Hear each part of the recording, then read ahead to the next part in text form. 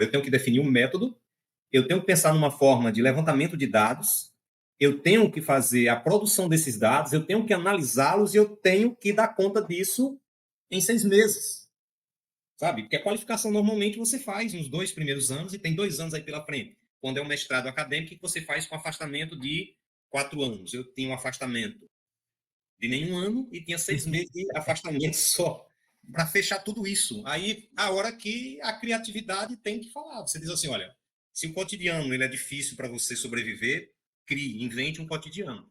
Eu inventei a minha pesquisa a partir daí. O que é que eu fiz? Eu fiz um cruzamento entre autobiografia e cartografia e fui para a questão da produção desses dados, não mais de uma coleta ou levantamento, mas a produção, porque a pesquisa cartográfica ela pensa nisso, a pesquisa, os dados são uma produção, é você quem produz.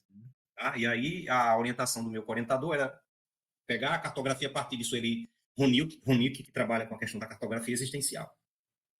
E aí eu tive que ir para Foucault, eu tive que ir para Deleuze, eu tive que ir para Félix Guattari, para Sueli Ronick e perder noite de sono para entender um pouco e me inspirar nessas pessoas para poder escrever o meu texto. Você sabe, PH, que às vezes eu pergunto para alguns estudantes de graduação, licenciatura, né, onde a gente dá aula, e eles nunca assistiram uma banca de mestrado nem doutorado, né? E esse tipo de coisa que a gente está fazendo aqui, que é abrindo a cozinha, né? Abrindo É os importante. bastidores. Se um estudante desse nosso escutar todos até aqui, né? Todos as entrevistas que a gente faz, todos os programas, vai ouvir cada coisa, né? Porque aparentemente para a sociedade, ainda mais uma sociedade que foi roubada do direito de fazer universidade, como é a brasileira, a universidade fica um lugar assim, é um castelo de marfim, né? Como a Uhum. expressão tradicional costumava dizer, fazer a crítica. E fazer pesquisa, pós-graduação, parece ser uma coisa de outro mundo, né? Uma coisa assim de semideuses ou algo feito de um modo muito. Parece ser uma coisa que não é ordinária. Não é ordinária.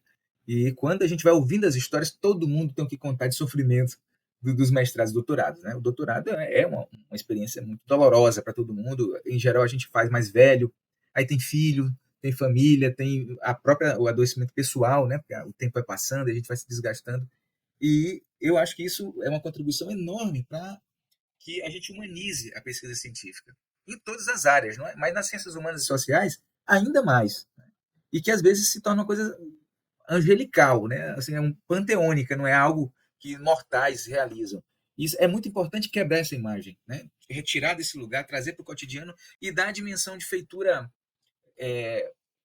de um ofício. Né? O Bourdieu gosta de dizer isso, pensar a pesquisa como um ofício. Né? E eu estava falando disso em sala de aula essa semana, já que aquele livro Como Escrever uma Tese, do Humberto Eco, livretozinho, né?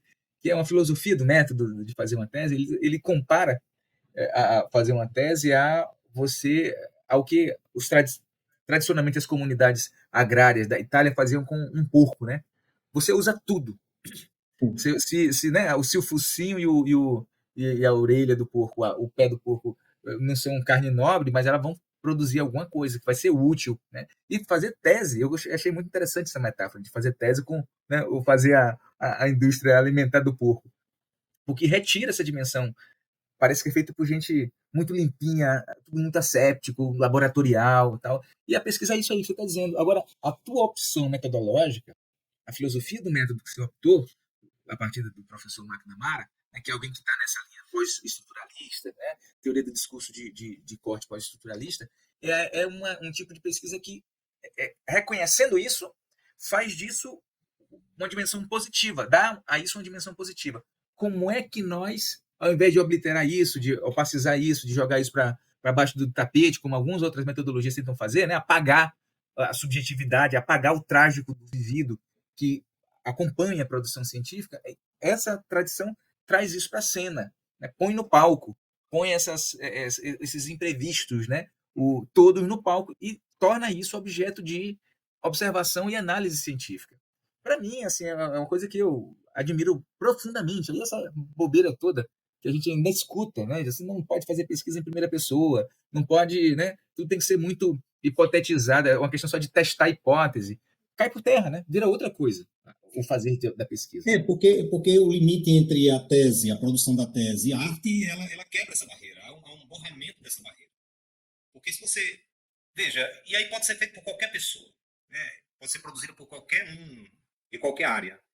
Mas pensar um artista, uma pessoa que vive a vida se metendo em fazer arte, tentando sobreviver de arte, tentando sobreviver da educação, nessa coisa louca, dessa mistura que em alguns momentos elas viram um paradoxo, porque às vezes eu deixo de produzir arte por conta da educação, às vezes a educação me limita, às vezes a educação me serve para o teatro, me serve para a minha produção. Então, são coisas que, de certa maneira, são aqueles opostos complementares. Eles se complementam, de certa maneira. Há uma certa oposição quando a gente pensa a educação apenas, e eu acho que a educação está caminhando muito para isso, para a questão de uma burocratização de tudo.